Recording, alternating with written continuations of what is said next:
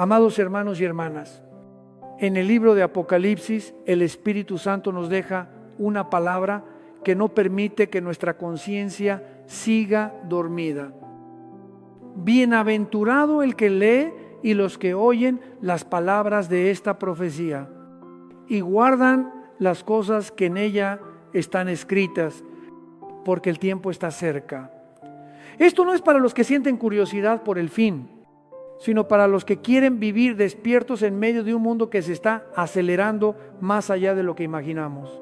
Estamos viviendo en una época en la que una sola decisión de un líder, una firma en un documento o una declaración frente a las cámaras puede estremecer los mercados, encender las calles, obligar a las alianzas militares a recalcular sus estrategias y hacer que el planeta entero reaccione como un cuerpo sacudido con violencia. Mucha gente cree que puede mantenerse al margen de la política, de las guerras y de las crisis. Pero basta con que un punto caliente del mapa se encienda para que el precio del combustible cambie donde tú vives, el costo de los alimentos se dispare y la ansiedad se meta en silencio en los hogares. Y en ese contexto, la pregunta no es quién tiene la razón en el tablero del mundo. La pregunta es hacia dónde apunta la brújula de tu alma. Porque mientras más inestable se vuelve el mundo, más fácil es aferrarse a promesas humanas. Más fácil es creer que si uno está del lado correcto, dentro del sistema correcto, con la tecnología correcta, con la cuenta correcta y las conexiones correctas, entonces estará seguro. Pero la Biblia nos enseña una verdad simple y cortante. Hay días en los que la seguridad no está en manos del hombre y hay momentos en los que Dios no le dice a su pueblo que discuta, sino que obedezca. Aquí es donde debemos volver a escuchar la advertencia de Jesucristo sobre la gran tribulación. Yo no quiero que escuches este tema con morbo y tampoco quiero que lo escuches como si fuera algo lejano, como si perteneciera a otra generación. Quiero que lo escuches con sobriedad y vigilancia, porque esta advertencia no fue dada para los amantes de la historia, sino para los que quieren permanecer fieles en lo que viene. En Mateo capítulo 24, Jesús habla de un periodo al que llama gran tribulación, tan terrible que desde el principio del mundo hasta ahora no ha habido nada semejante, ni lo habrá jamás. Detengámonos aquí.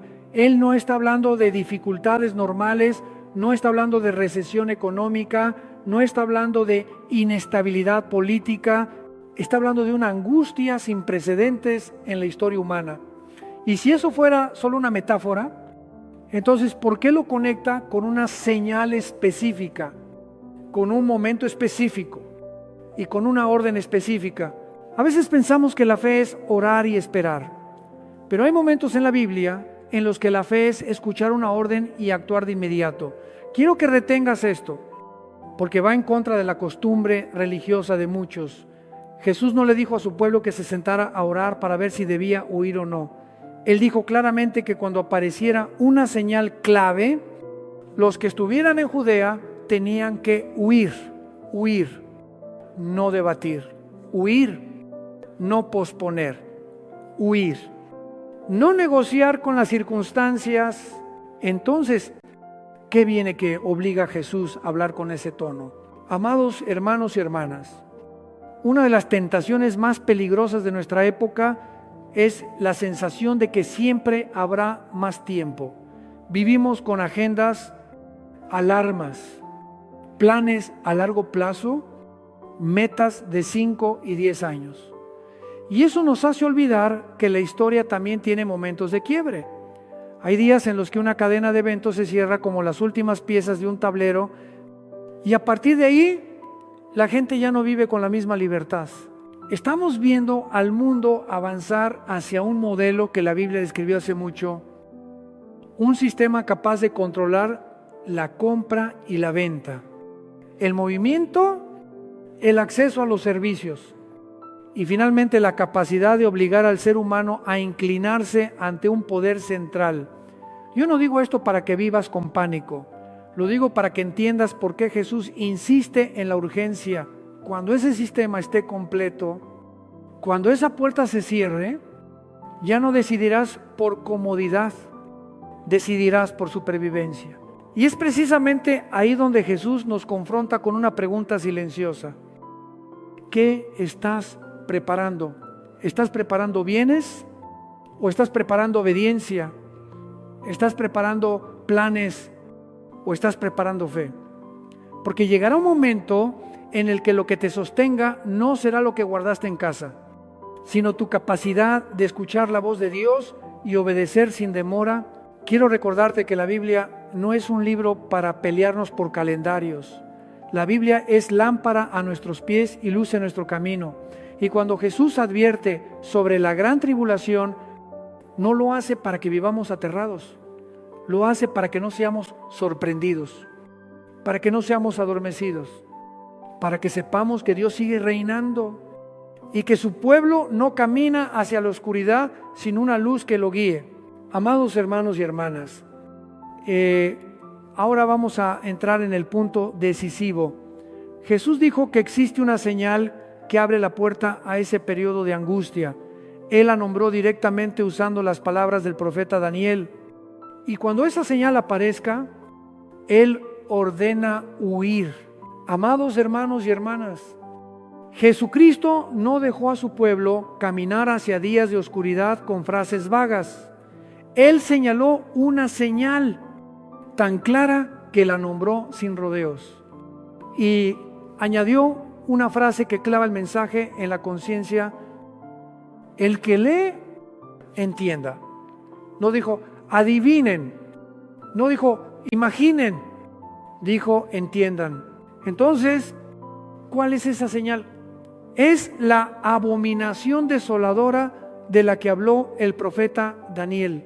En Mateo capítulo 24, a partir del versículo 15, Jesús enseña que cuando ustedes vean la abominación desoladora puesta en el lugar santo, entonces los que estén en Judea deben huir. Noten esto. Aquí no se trata de una advertencia general sobre decadencia moral, ni solo de una temporada difícil.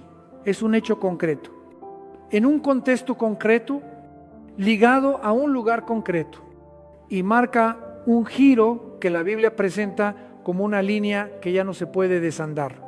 Ahora tenemos que hacer preguntas. ¿Por qué Jesús usa la palabra abominación? ¿Por qué dice que produce desolación? ¿Y por qué este evento tiene tanto peso que abre la puerta a la gran tribulación? Regresemos a Daniel capítulo 9, versículo 27. Allí se habla de un personaje que confirmará un pacto por una semana. Y a la mitad de esa semana hará cesar el sacrificio y la ofrenda y levantará la abominación desoladora. Amados hermanos y hermanas, esto no es un detalle secundario. Es un clavo en el mapa profético de la Escritura. Se establece un pacto, se interrumpe la adoración y se instala una sustitución que ofende a Dios justamente donde debería estar su honra. Y cuando unimos esto con 2 de Tesalonicenses capítulo 2, Pablo describe al hombre de pecado, el hijo de perdición, el que se opone y se exalta sobre todo lo que se llama Dios, de tal manera que se sienta en el templo de Dios como Dios, haciéndose pasar por Dios. Aquí ya no estamos hablando de religión normal ni de política normal, esto es usurpación. Es el momento en que un hombre, o mejor dicho, un poder levantado por las tinieblas, exige públicamente la adoración que solo Dios merece. Entonces, ¿por qué Jesús manda huir? Porque cuando esa señal aparezca, el mundo ya no funcionará como antes. En ese punto, todas las fronteras se redibujan. Los que no se inclinen serán vistos como enemigos del nuevo orden. Los que no se sometan serán expulsados del sistema. Y amados hermanos y hermanas, por eso Jesús no les dijo, preparen sus cosas, sino dejen sus cosas. No porque Él desprecie los bienes, sino porque en esa hora la demora mata. Piénsenlo con sobriedad. Cuando un sistema de poder busca control total, no empieza necesariamente con espadas, empieza con legalidad, empieza con promesas de estabilidad, empieza con consignas de paz y seguridad, empieza logrando que la gente cambie libertad por comodidad, conciencia por beneficios, ¿verdad? Por sensación de calma. Y cuando todo queda cerrado, entonces la elección ya no será fácil. Por eso les digo, esta señal no nos fue dada para ganar discusiones, sino para despertar a tiempo. Porque Jesús no solo dijo que alguien se levantaría, Él dijo que habrá un momento que ustedes deben reconocer de inmediato. Y llamó a ese momento por el nombre que Daniel ya había puesto. Amados hermanos y hermanas, algunos preguntarán, ¿qué tiene que ver esto con lo que vivimos ahora? Yo respondo con claridad. Estamos viendo al mundo ensayar. No digo que todo sea exactamente ya así, pero digo que el mundo está aprendiendo a vivir bajo vigilancia, bajo identificación, bajo dependencia del sistema y especialmente bajo el dominio del miedo. Cuando el ser humano es controlado por el miedo, firma cualquier cosa para sentirse seguro. Cuando es controlado por la necesidad, acepta cualquier marca con tal de comprar y vender. Y cuando es controlado por la presión de las masas, termina adorando cualquier imagen con tal de no ser excluido. Pero el pueblo de Dios no fue llamado a dejarse arrastrar por esa corriente. Fuimos llamados a discernir, a reconocer qué es señal que secó, qué es preparación y qué es la línea que al cruzarla el precio se paga con el alma. Jesús dijo, el que lee, entienda. Eso significa que Él quiere que entiendas lo suficiente para obedecer, no lo suficiente para presumir conocimiento. Y justo después de esa señal, Él no dio un discurso largo de estrategias, dio una orden corta y contundente. Huyan. Amados hermanos y hermanas, en el momento en que Jesucristo nombra la señal, no deja espacio para la indecisión. No dice, piénsenlo más. No dice, esperen a ver cómo se desarrolla. No dice, oren para considerar. Él da una orden y esa orden no admite negociación. Huyan. En Mateo capítulo 24, el Señor declara que cuando aparezca esa señal, los que estén en Judea deben huir a los montes. Y luego añade, el que esté en la azotea no descienda a tomar algo de su casa, y el que esté en el campo no vuelva atrás para tomar su capa. Amados hermanos y hermanas, este es el lenguaje de una evacuación de vida o muerte, no el lenguaje de una simple lección moral.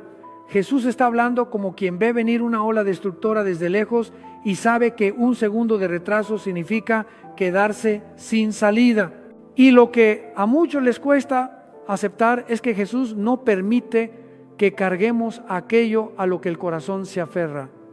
Él confronta el instinto de acumular, el instinto de retener, el instinto de proteger la comodidad. Dice, no vuelvan atrás. No entren a la casa, no regresen, sientan el ritmo de esas frases. No es prisa emocional, es la urgencia de la verdad. Porque cuando se levanta un sistema de persecución, no te da tiempo para acomodarte. Cuando el poder de las tinieblas llega a su madurez, no te pregunta si estás listo, cierra puertas, aprieta el cerco y obliga a la gente a decidir en medio del camino.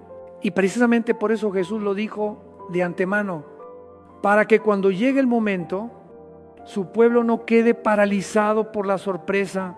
Amados hermanos y hermanas, Marcos capítulo 13 repite la misma orden con el mismo espíritu. Lucas capítulo 21 coloca esa advertencia en el contexto de Jerusalén rodeada y Lucas lo expresa con claridad. Los que estén en Judea huyan a los montes. Los que estén dentro de la ciudad salgan, y los que estén fuera no entren.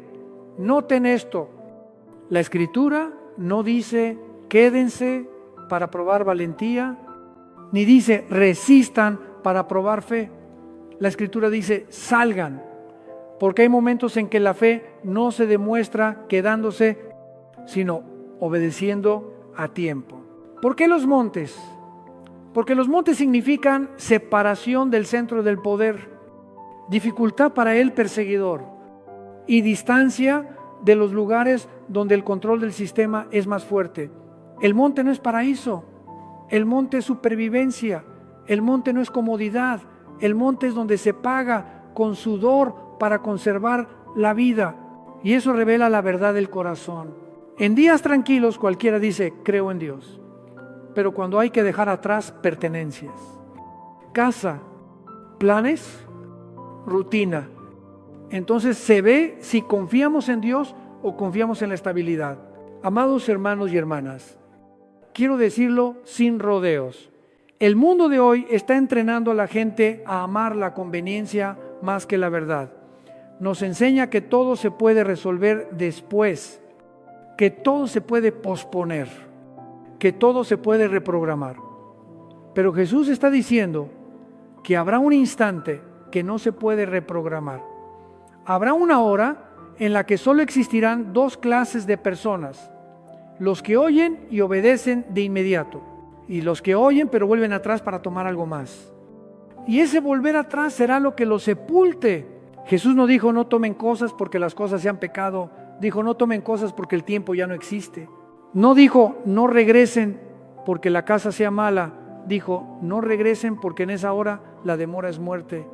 Y aquí es donde este mensaje tiene que golpear nuestra mente.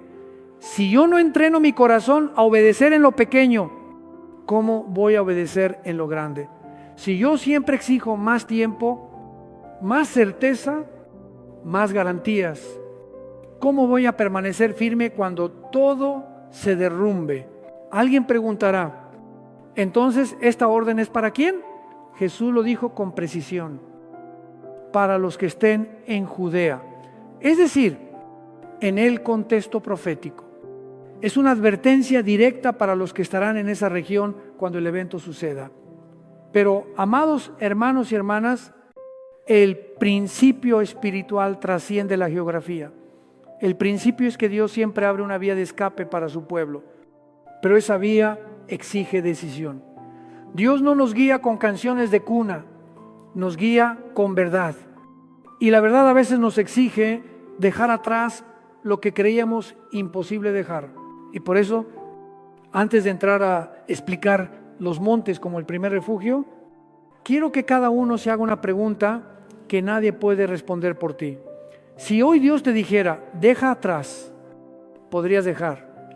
Si hoy Dios te dijera, huye, ¿correrías tras su voz o volverías por algo que consideras indispensable?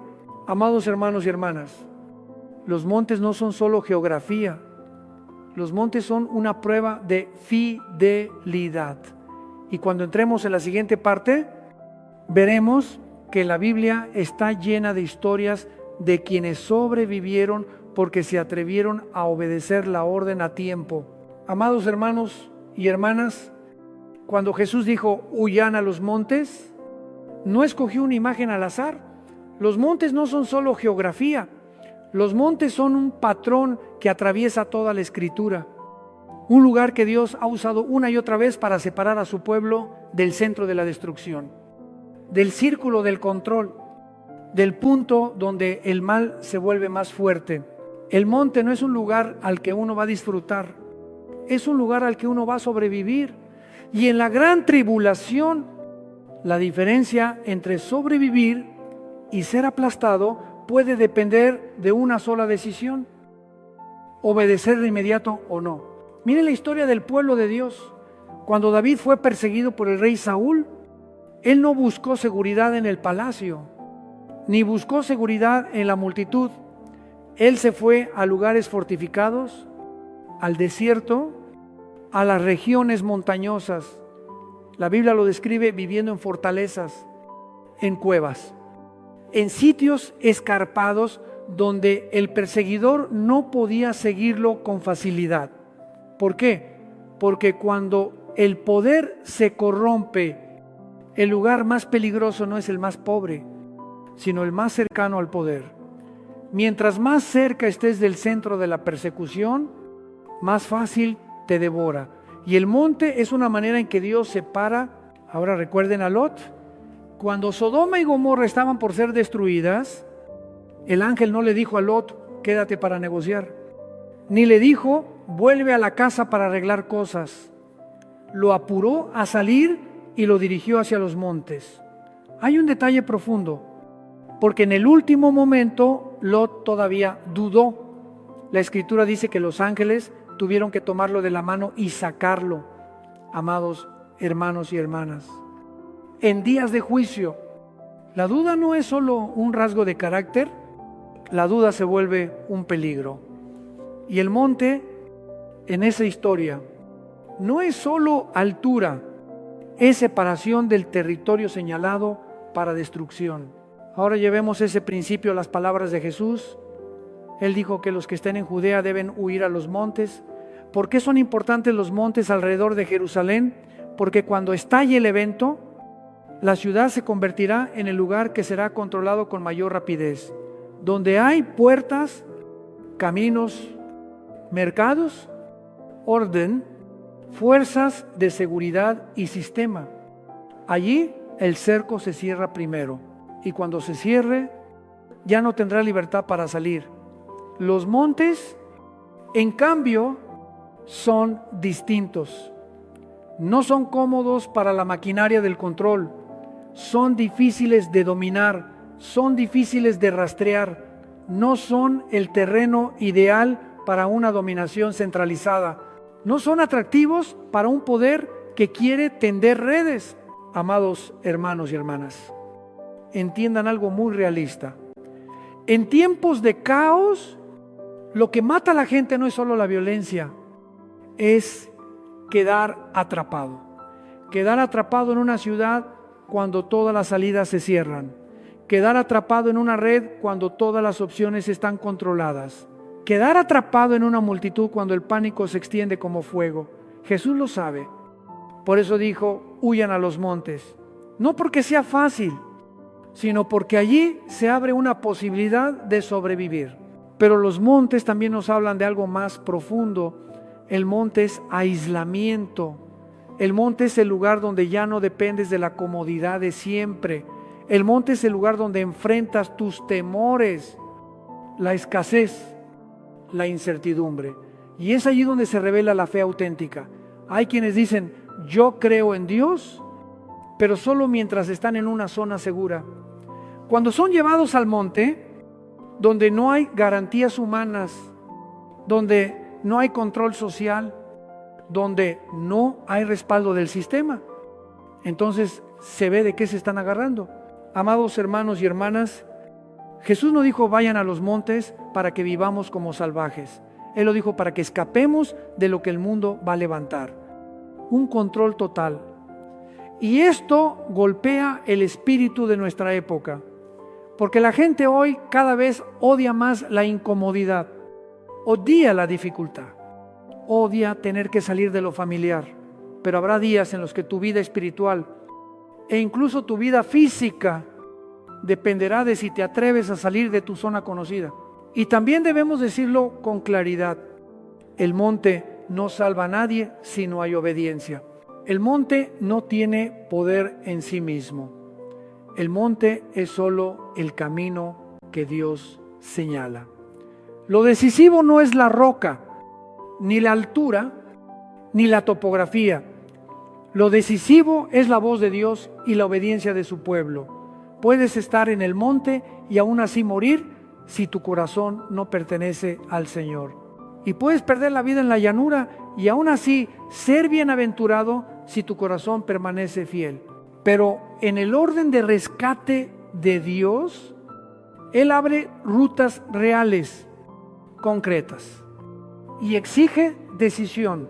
Amados hermanos y hermanas, por eso decimos que los montes son el primer refugio, porque toda la Biblia lo enseña. Cuando el juicio se acerca, Dios suele separar a su pueblo del centro de la destrucción.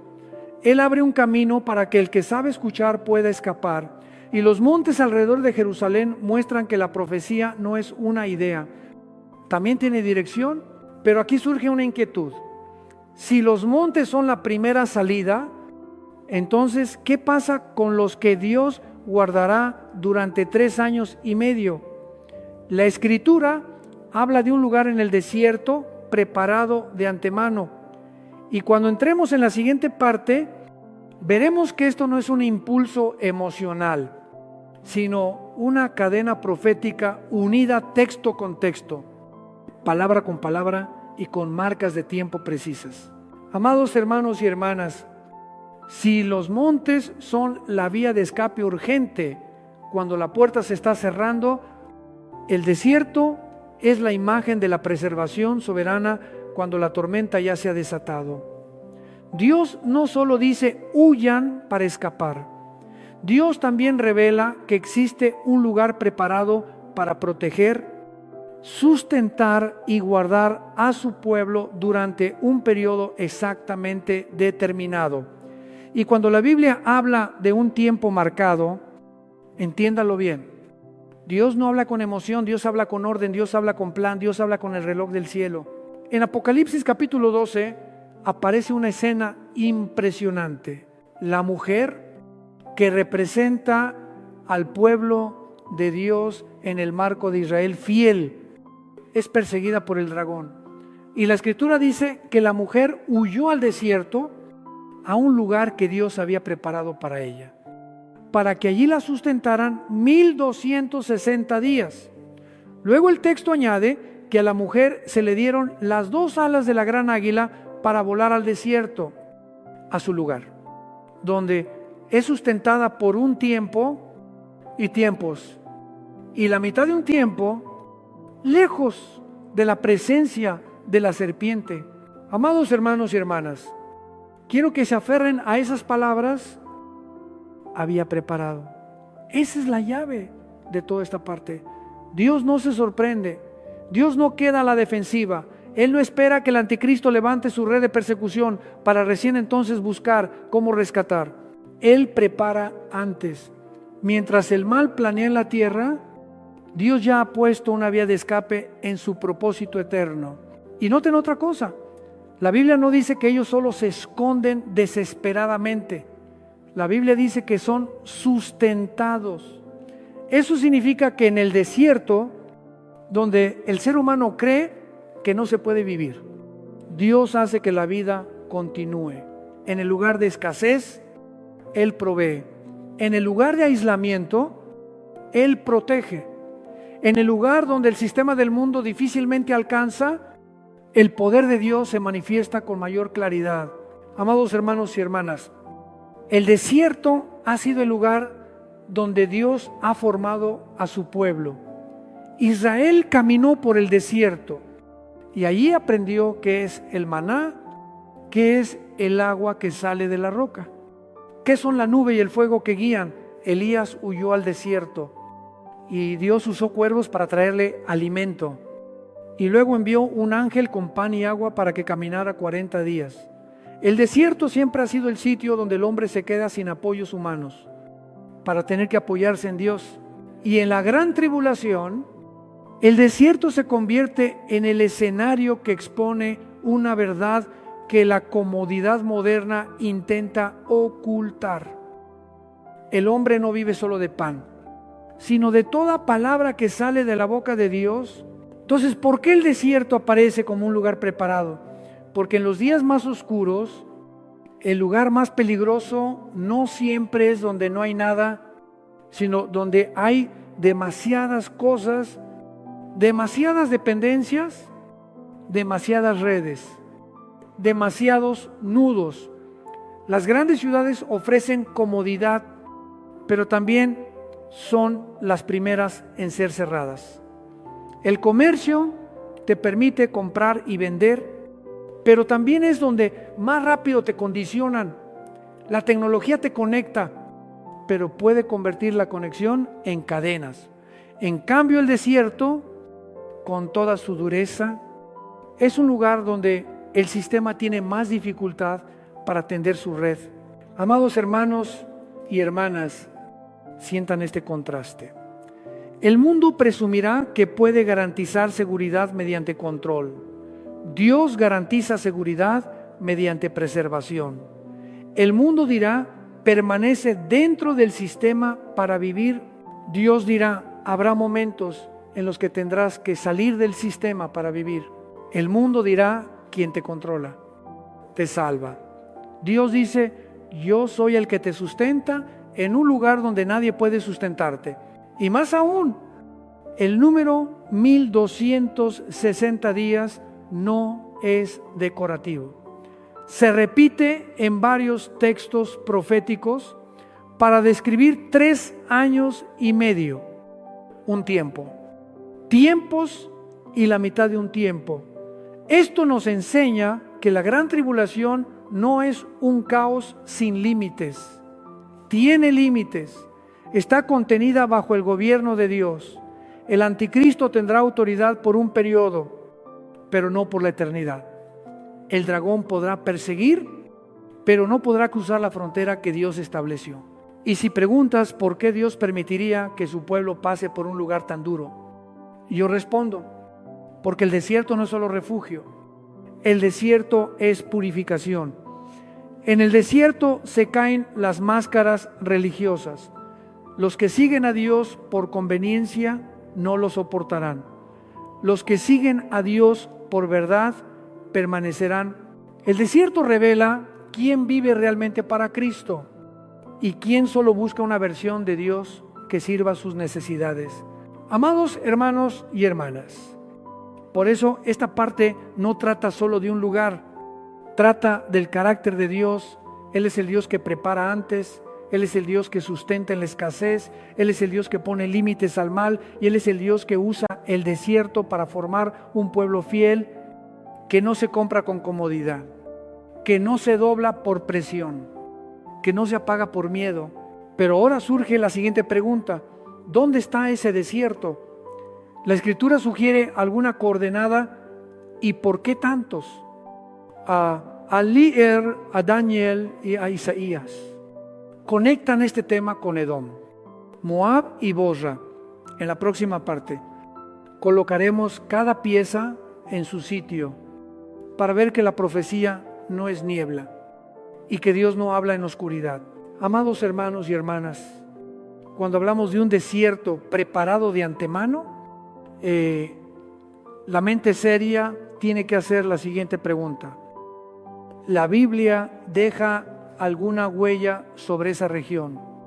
¿O esto es solo una idea general de algún lugar distante? Y la respuesta es que la Biblia no nos entrega un mapa moderno, pero sí deja coordenadas mediante nombres, expresiones y frases que se repiten como clavos proféticos fijados en la tierra de la historia.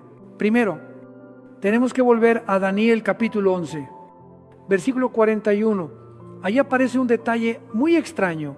Cuando el anticristo entra en la tierra gloriosa, es decir, en el territorio que ocupa un lugar central en el plan de Dios dentro del marco de Israel, el texto dice que hay regiones que escaparán de su mano: Edom, Moab y la parte principal de los hijos de Amón. Amados hermanos y hermanas, ¿por qué se mencionan precisamente esas 3 zonas? Si ese hombre domina amplias regiones, sí devora naciones. ¿Por qué hay una franja de tierra que el texto afirma que no quedará bajo su control? Aquí es donde muchos comienzan a unir piezas. Edom, Moab y Amón son nombres ligados al área al sureste de Israel, relacionados fuertemente con un territorio que hoy asociamos con Jordania. Y si Apocalipsis capítulo 12 dice que existe un lugar en el desierto preparado para sustentar al pueblo de Dios durante 1260 días, entonces la pregunta se vuelve razonable. ¿Acaso la región que Daniel describe como fuera de su mano es la misma región que Dios usa como refugio? Pero vayamos un paso más.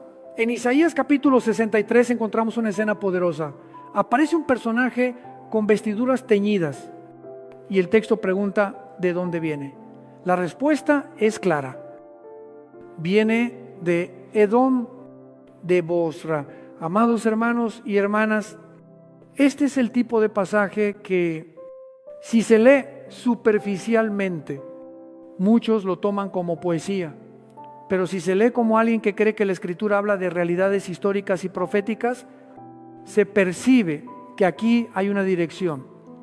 ¿Por qué el Mesías es descrito como viniendo de Edom, de Bosra, dentro de un contexto de juicio y liberación? En este punto, muchos estudiosos han debatido el significado de Bosra. Algunos la entienden como un lugar histórico en territorio de Edom. Otros la relacionan con regiones de roca roja y fortalezas naturales en la zona que hoy asociamos con Jordania. Y quiero hablarles con claridad. Debemos distinguir entre lo que la Biblia afirma y lo que el hombre deduce. La Biblia afirma Edom, afirma Bosra y afirma un contexto de juicio y victoria.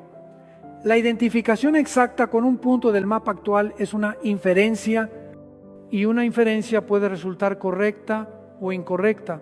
Pero esa inferencia no nace del aire, porque se apoya en la conexión entre textos.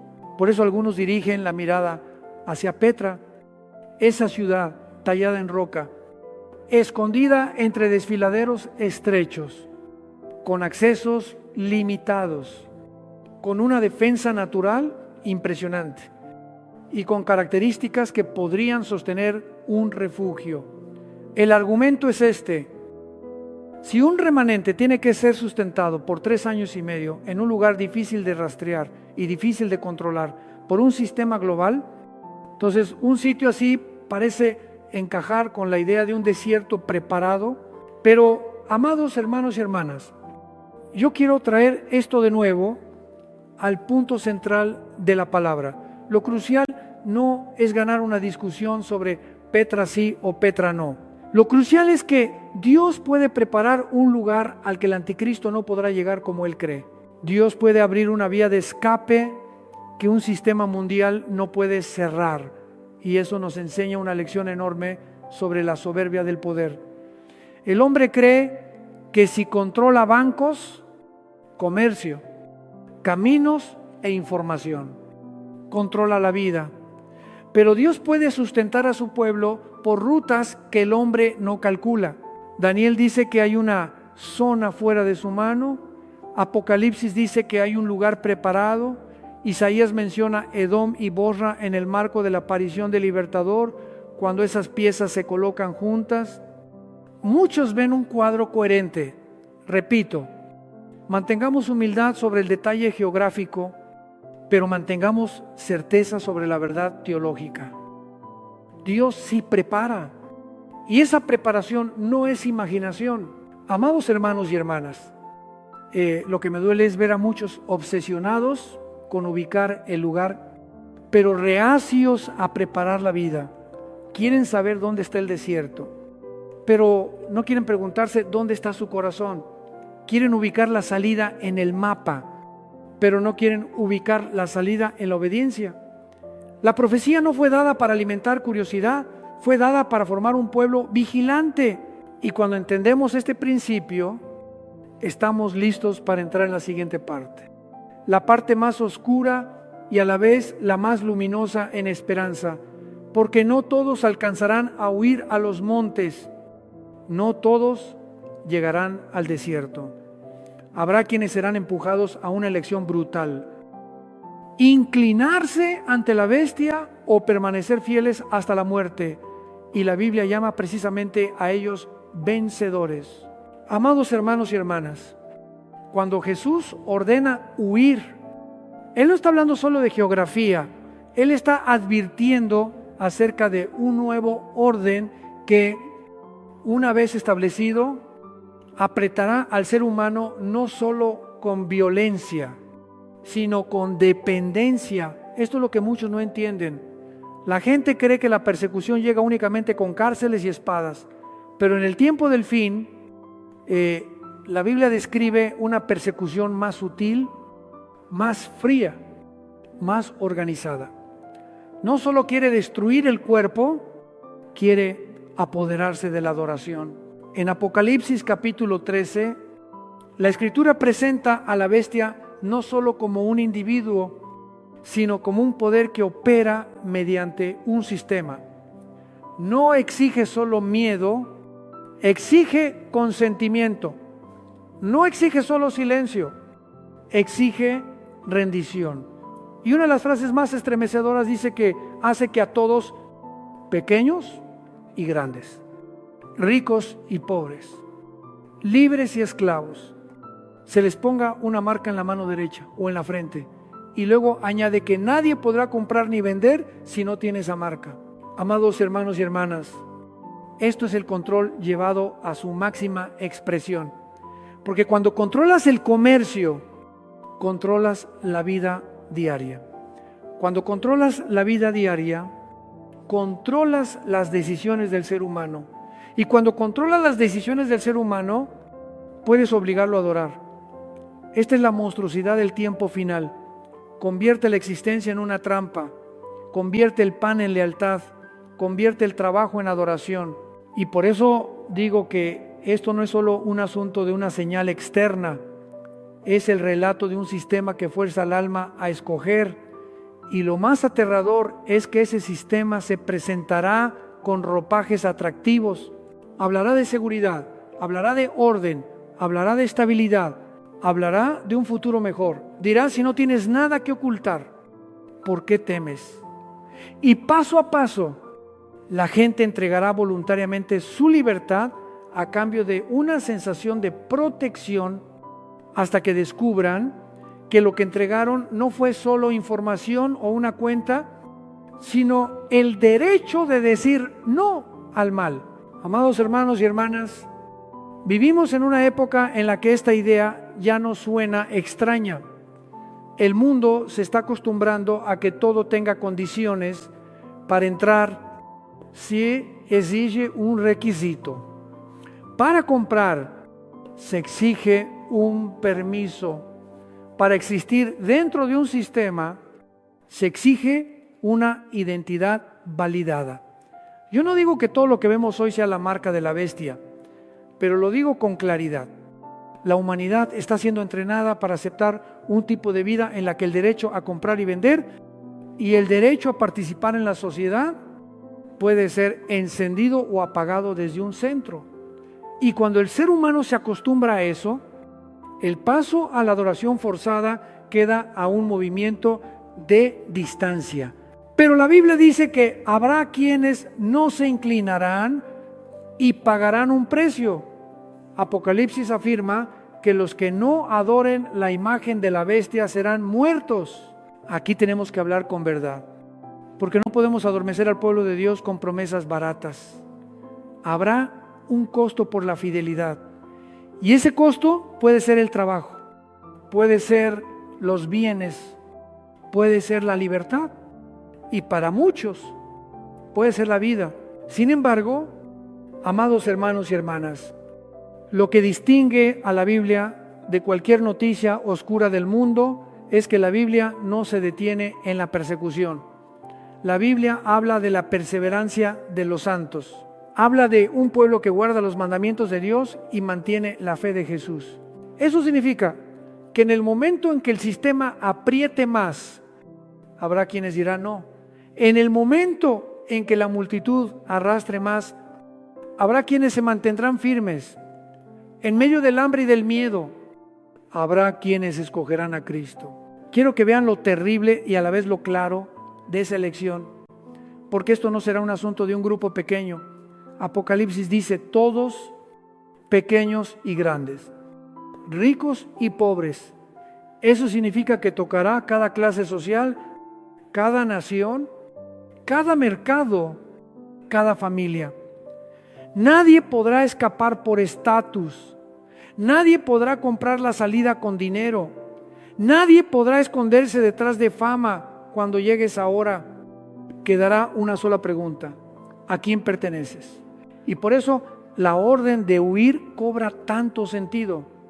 Habrá quienes escapen del cerco saliendo del centro del sistema, saliendo de la zona que se cierra primero, saliendo del lugar donde la bestia tiende sus redes. Pero también habrá quienes no alcancen a huir y serán empujados a un enfrentamiento directo. Y para ellos, el campo de batalla no será el monte ni el desierto. El campo de batalla será la conciencia.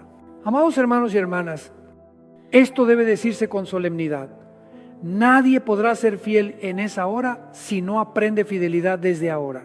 Si hoy te acomodas por un poco de beneficio, por un poco de paz, por quedar bien con la gente, entonces mañana, cuando la concesión sea condición de supervivencia, ¿con qué te sostendrás? Pero si hoy aprendes a decir no al pecado, no a la mentira, no a la adoración del dinero y de la fama, entonces mañana, cuando la bestia exija adoración, tendrás una fuerza espiritual que el mundo no entiende, y para que no caigas en desesperación. Te anticipo lo que se abrirá en la siguiente parte. Habrá quienes no puedan comprar ni vender, pero no estarán abandonados. Habrá quienes sean muertos, pero no habrán perdido. Habrá quienes pierdan la vida, pero no perderán el alma, porque la Escritura los llama bienaventurados, los llama vencedores y promete que sus obras los siguen. Amados hermanos y hermanas, esta es la parte que muchos evitan, porque toca el miedo más profundo del ser humano. La gente puede escuchar acerca de los montes, escuchar acerca del desierto, escuchar acerca de rutas de escape y en silencio pensar que ellos serán los que alcanzarán a huir. Pero la Biblia no promete que todos alcanzarán. Y si somos honestos con la palabra, debemos decir esto con solemnidad. Habrá muchos que no podrán escapar del cerco del sistema y serán empujados a una decisión sin zona gris. Apocalipsis capítulo 13 nos muestra la crueldad fría de la bestia. No solo prohíbe, obliga, no solo amenaza, castiga, construye un mundo donde el que no tenga la marca no puede comprar ni vender. Y cuando el ser humano es estrangulado así, lo más natural será decir solo una vez, solo para vivir, solo para alimentar a mis hijos, solo para pasar esta etapa. Pero amados hermanos y hermanas, esa es la trampa del tiempo final. Convierte la vida temporal en el precio del alma eterna. Entonces, ¿qué pasa con los que se niegan? La Biblia no lo esconde. Dice con claridad que habrá quienes serán muertos por no adorar la imagen de la bestia, por no inclinarse ante el mal. Pero la Escritura hace algo que ningún libro humano puede hacer. Invierte el significado de la derrota. Llama bienaventurados a los que mueren en el Señor en ese periodo. Apocalipsis capítulo 14 habla de la perseverancia de los santos, los que guardan los mandamientos de Dios y la fe de Jesús. Y luego declara: bienaventurados los muertos que de aquí en adelante mueren en el Señor. Sí, dice, el Espíritu descansarán de sus trabajos, porque sus obras con ellos siguen. Amados hermanos y hermanas, esto es una declaración que sacude. El mundo dice morir es terminar. La Biblia dice morir en el Señor es entrar en descanso y recompensa. El mundo dice son perdedores. La Biblia dice son bienaventurados. Y Apocalipsis capítulo 12 va todavía más lejos. Dice que los santos vencieron al dragón por la sangre del Cordero y por la palabra de su testimonio, y menospreciaron sus vidas hasta la muerte. Amados hermanos y hermanas, esta frase no glorifica la muerte, glorifica la fidelidad. No llama a buscar la muerte. Dice que cuando fueron empujados contra la pared, no vendieron su alma. Vencieron no con espada, sino sin negociar con el mal. Vencieron no con poder político, sino poniendo a Cristo por encima de la vida temporal. Luego Apocalipsis capítulo 20 pinta una escena que, si de verdad la crees, rompe el miedo. Allí se habla de los que fueron muertos por el testimonio de Jesús, los que no adoraron a la bestia ni a su imagen y no recibieron la marca en su frente ni en su mano. Y la Escritura dice que vivieron y reinaron con Cristo 1000 años. Esto es una inversión total. El sistema los mata para callarlos, pero Dios los resucita para que reinen. El mundo los expulsa de la sociedad, pero Dios los introduce en el reino. El mundo les quita todo derecho, pero Dios les concede autoridad. Por eso llamamos a esto un refugio espiritual, no en el sentido de comodidad, sino en el sentido de certeza. En la gran tribulación habrá lugares que pueden cubrir el cuerpo, pero solo hay un lugar que protege el alma: estar en Cristo. Habrá lugares que pueden ayudarte a evitar la persecución, pero solo la fidelidad te libra del engaño. Y habrá quienes pierdan la vida, pero no perderán lo eterno. Amados hermanos y hermanas, quiero decirlo con un corazón pastoral y con firmeza: no debemos predicar un evangelio que haga creer a la gente que seguir a Cristo garantiza seguridad física. Debemos predicar un evangelio que haga entender que seguir a Cristo garantiza seguridad del alma, y que esa seguridad, si es necesario, se sella con fidelidad hasta la muerte. Jesús no prometió a todos sus discípulos que evitarían el sufrimiento. Prometió que nadie los arrebataría de su mano. Y esa promesa es más grande que cualquier promesa de comodidad. Pero cuando hablo de martirio, no lo hago para llevarte a la desesperación. Lo hago para liberarte del miedo. Porque el miedo es el arma más fuerte de la bestia. No solo amenaza con la espada, amenaza con la idea de que si no te inclinas, lo perderás todo. Pero la Biblia responde que el fiel no lo pierde todo. El fiel puede perder todo en la tierra, pero recibe todo en el cielo. Y esto es algo que debe entrar en nuestra vida desde ahora. Si vives como si esta vida fuera todo, te comprarán por cualquier precio. Pero si vives como si la eternidad fuera real, no te comprarán, aunque el precio sea alto. Por eso la Escritura los llama vencedores.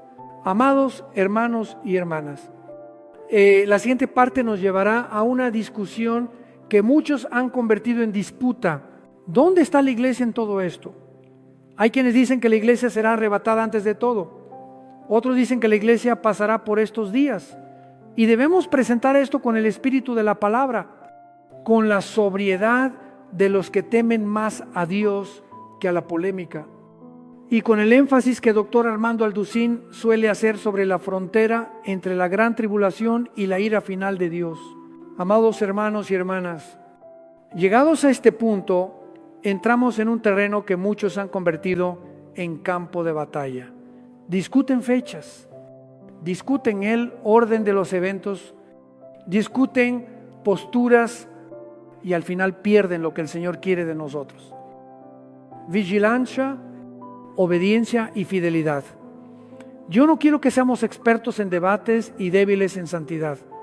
Yo quiero que seamos un pueblo que coloca la Biblia en su lugar, para que la Biblia interprete la Biblia y para que nuestras vidas queden preparadas. Tenemos que comenzar con un fundamento en Daniel capítulo 9, versículo 27. Allí se habla de la última semana, de los últimos 7 años, de un periodo con estructura, con ritmo y con marcas. No podemos leerlo como una idea nebulosa. Debemos ver que esos 7 años se dividen en 2 mitades de 3 años y medio. Y en la mitad de la semana, el anticristo hace cesar el sacrificio y la ofrenda y levanta la abominación desoladora. Este es el clavo. Este es el punto de quiebre. Esta es la línea. Y cuando colocamos ese punto junto a las palabras de Jesús, en Mateo capítulo 24 y Marcos capítulo 13, vemos que el Señor no habla con ambigüedad. Él señala la abominación desoladora y luego ordena huir. Eso significa que la gran tribulación no es una tormenta inesperada, se activa por un evento concreto, en un momento concreto. Y Jesús quiere que su pueblo lo reconozca a tiempo para obedecer a tiempo. Ahora tocamos lo que a muchos les enciende el ánimo. ¿Dónde está la iglesia dentro de todo este cuadro? Yo lo digo con claridad. Si no distinguimos bien, caeremos en dos extremos peligrosos.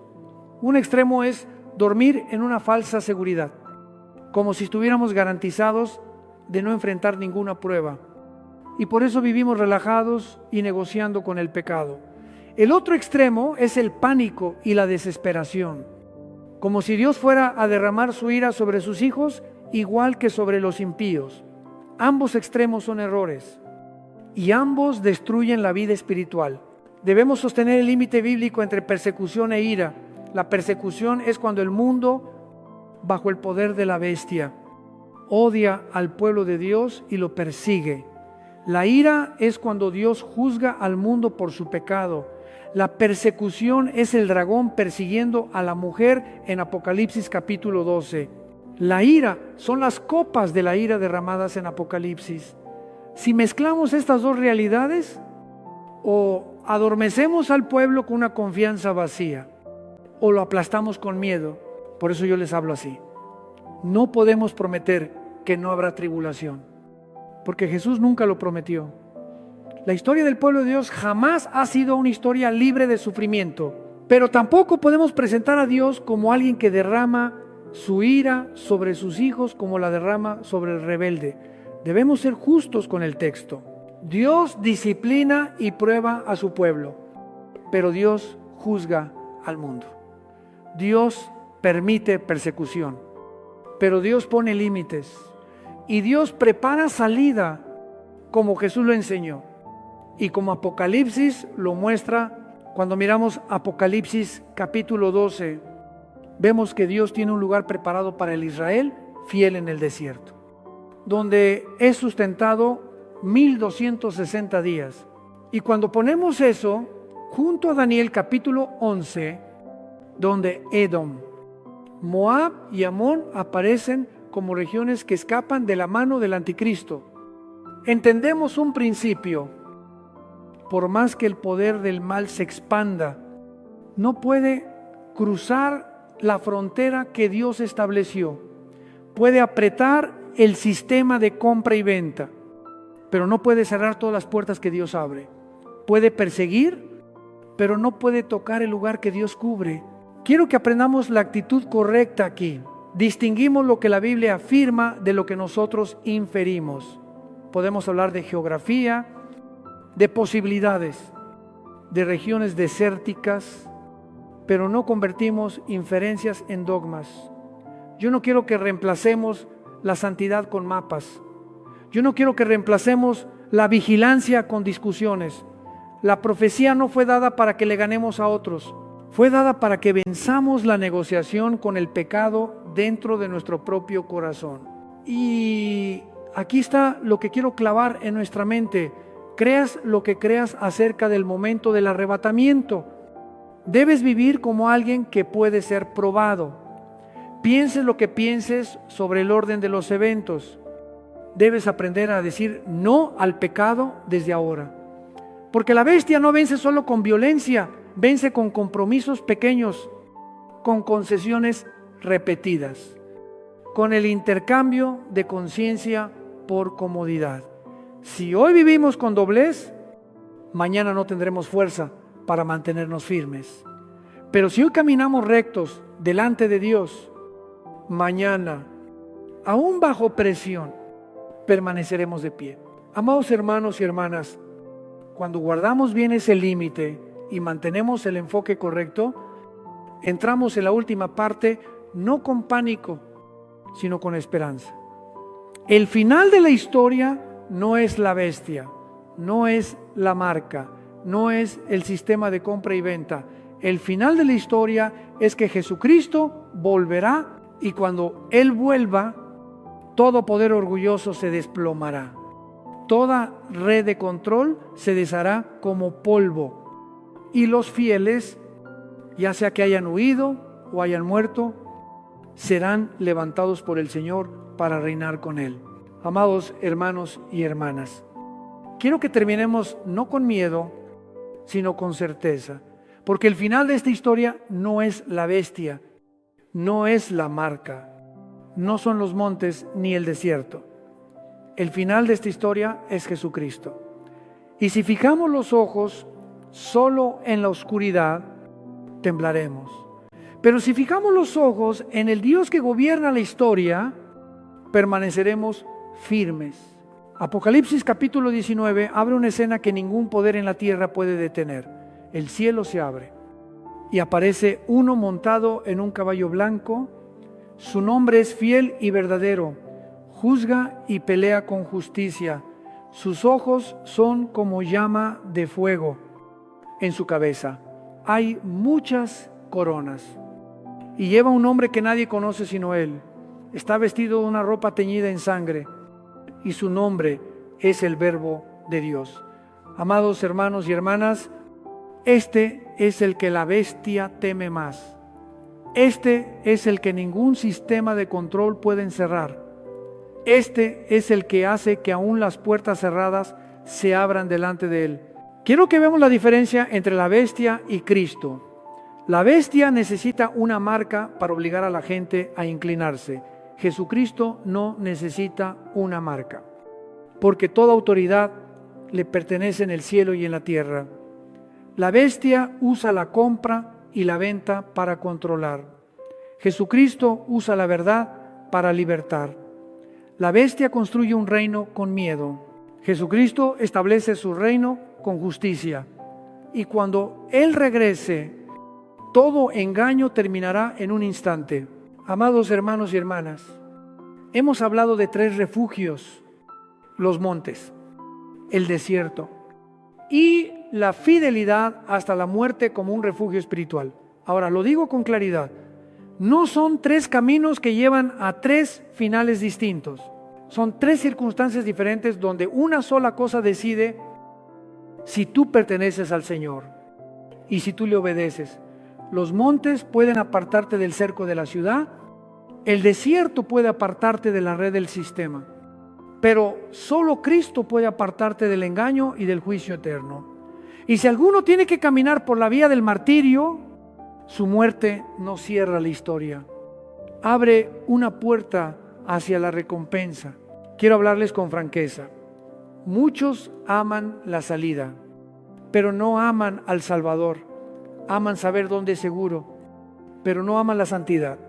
Aman adivinar fechas, pero no aman guardar el corazón limpio. Y ese es un error mortal, porque si conoces todos los lugares, todas las fechas, todo el orden, pero no guardas la fe, ese conocimiento solo te dará una confianza falsa. Pero si no conoces cada detalle y aún así permaneces fiel a Cristo, entonces ya estás en el refugio más grande. Por eso, lo que debemos llevarnos no es un mapa del desierto, sino un mapa de la conciencia.